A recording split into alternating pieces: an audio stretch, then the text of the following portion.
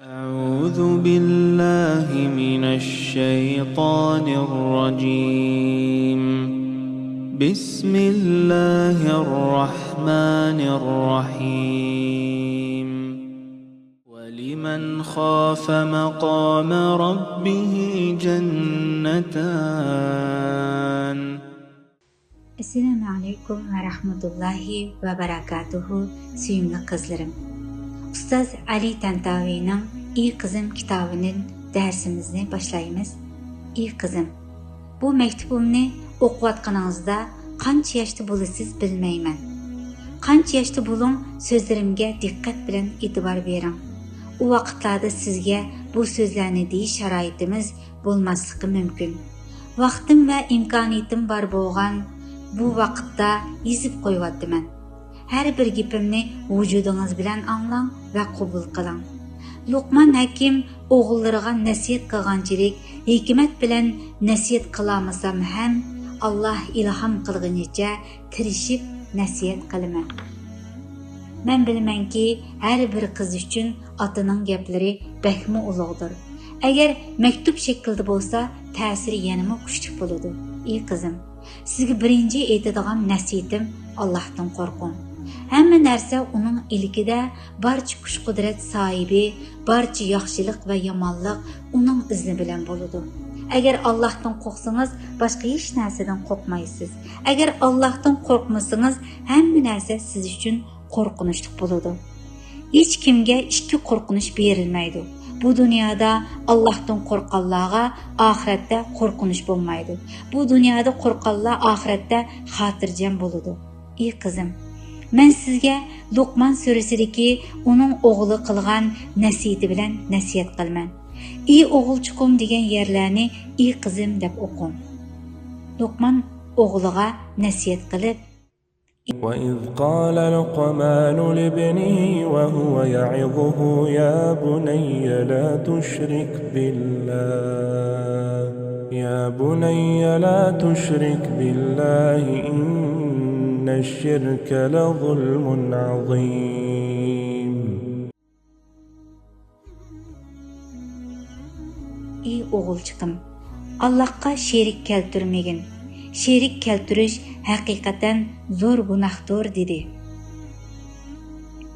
Ey o'g'ilchiqim, namozni vaqtida ta'idil arkon bilan o'qig'in, kishilarni yaxshilikqa buyrug'in, yomonlikdan to'sqin, sana yetgan kulfatlarga sabr qilg'in, chunki da'vat qilg'uchi arziyatlarga uchraydi. Bu haqiqatan qilishga, iroda tiklashga tegishlik ishlardandir. Kishilardan mansitmaslik bilan yuz o'rmagin.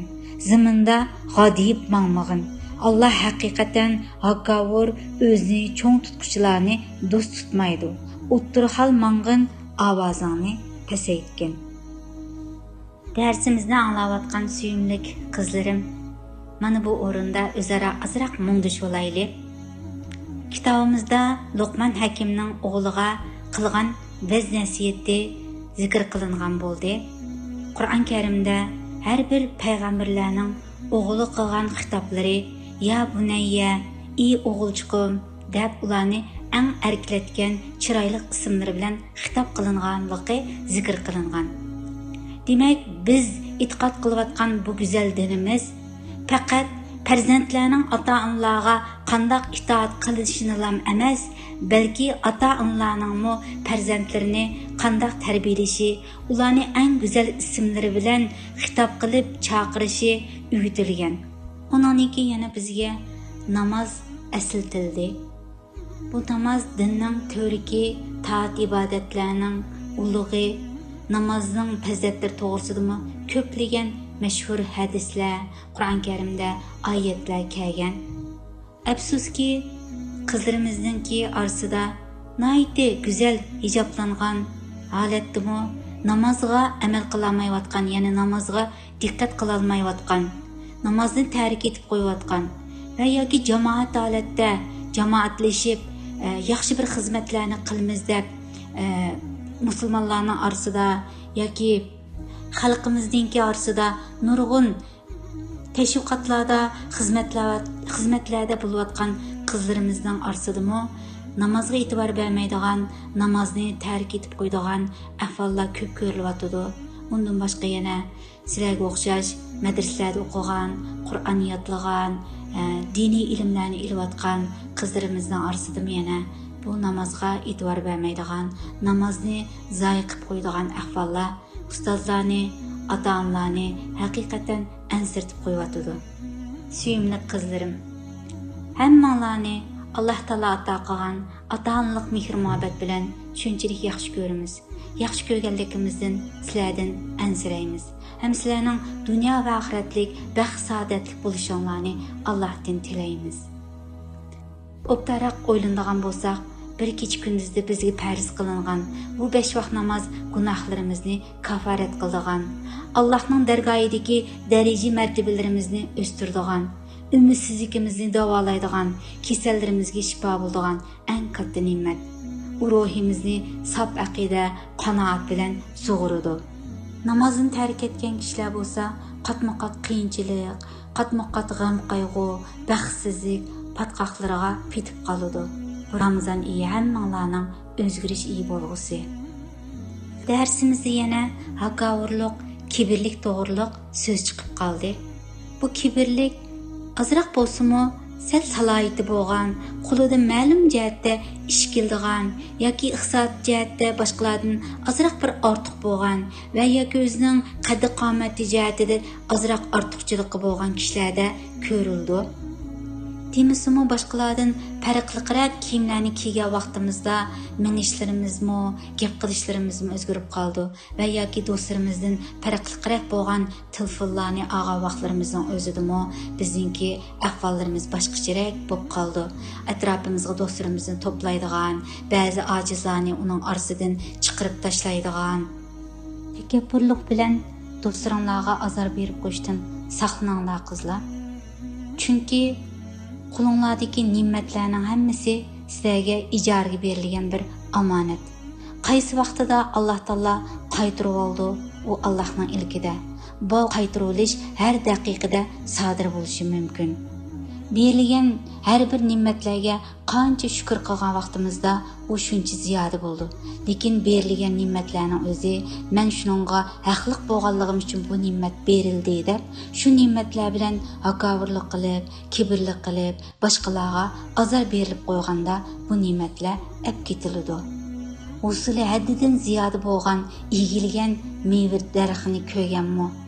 Yoki bo'lmasa eg'ir yuk ko'targan yo'lovchini bir qitim esinglarga ilinglar qizlar. Kamtar odamlar ana shundoq zaminga egilgan holatda bo'ladi.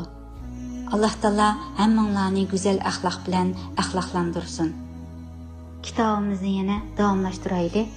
Ey qizim, siz xuddi tongdagi gul yaprog'idagi shabnamdek pop-pokiz g'uborsizsiz. Yuzingizga hech nima qo'nmagan to'lin oydek gunohsiz farishtadaksiz. Men doim shu holda qilishingizni xohlayman.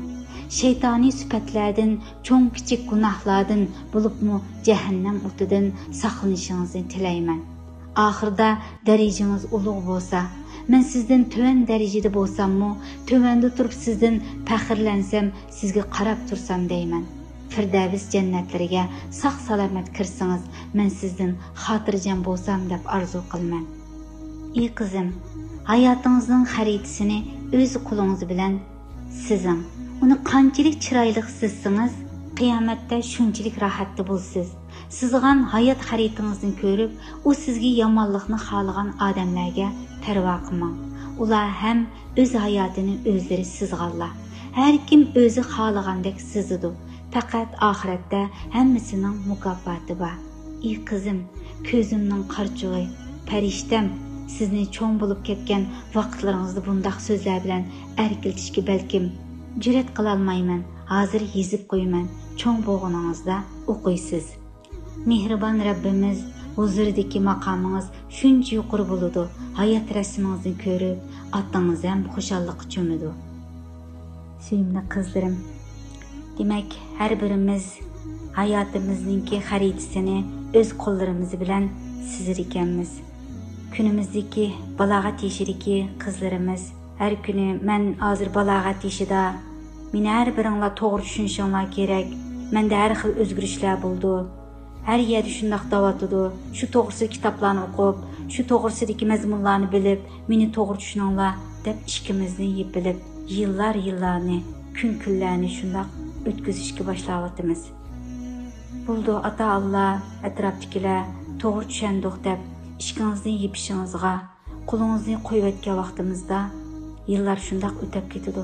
Bir kunlarda 17-18 yoshlarga kirgan bo'lamiz. Hech kimni gap qo'g'izmay o'zimiz yolg'iz holatda faqat do'stlarimiz bilan nafsimiz xohlaganini qilib, ishkimizni yeyib, u kunlarni o'tkazib, bir kunlarda qarsak, to'liq o'ttir maktabni bitmagan kunlarimiz kelib qoldi. Ya bitiralaymiz, ya bitiramaymiz. Ammo do'stlarimizdan oliy maktabga mangan do'stlarimizni ko'ramiz va yoki madrasalarda o'qib, Qur'on Karimni yodlab, ijozatlarni olgan, shariat ilmlarini o'rgangan do'stlarimizni ko'ramiz. Ammo o'zimizning hayot xaritamizga qarab baqsaq, hech nima sezilmagan, faqatlam uning ichida nafsimizga berilgan xaritalar bor. Ammo shundaq atrofimizga qarsak, do'stlarimiz yuqori oliy maktablarga ketayotgan, hammasi u yillarning o'zida bir utuqlarni qozongan. Ammo biz ishkimizni yapgan holatda shu jijalg'an, o'zimizni tunayolmay qolgan bir xaritani sizgan bo'lib qolamiz. Ilimsizlik bo'lsa, g'am va parishonlikninki boshlanishi, uningki yengiliqimi, qiziqimi yo'q bo'lgan ma'nisiz bir hayot bo'ldi. Agar hayotimiz baxtlik, ma'nilik bo'lsin desanglar, qizlarim, ilm talab qilinglar, ma'rifat izlanglar, foydali savodlarni hosil qilinglar, xaritanglarni eng go'zal holatda sizinglar. Bugungi darsimizning savoli: Ustoz Ali Tantaviy qiziga Qur'on Karimdagi qaysi sura, qanchinchi oyat bilan nasihat qildi? Qani kim eng to'g'ri, eng tez javob bera oladi?